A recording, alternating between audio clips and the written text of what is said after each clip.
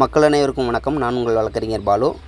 Tamil Nadu doctor Ambedkar law யூனிவர்சிட்டியிலேருந்து 5 years course BA LLB டிகிரிக்கான 2024-25க்கான அட்மிஷனுக்கான கட் ஆஃப் ரிலீஸ் பண்ணியிருக்காங்க.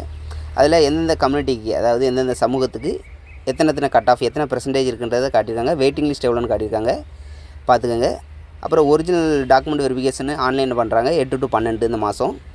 அப்புறம் date of issue allotment order அது வந்து 15ஆம் பண்ணுறாங்க. டேட் ஆஃப் ஜாயினிங் வந்து 18ஆம் தேதி to 20ஆம் தேதி கொடுத்துருக்குறாங்க.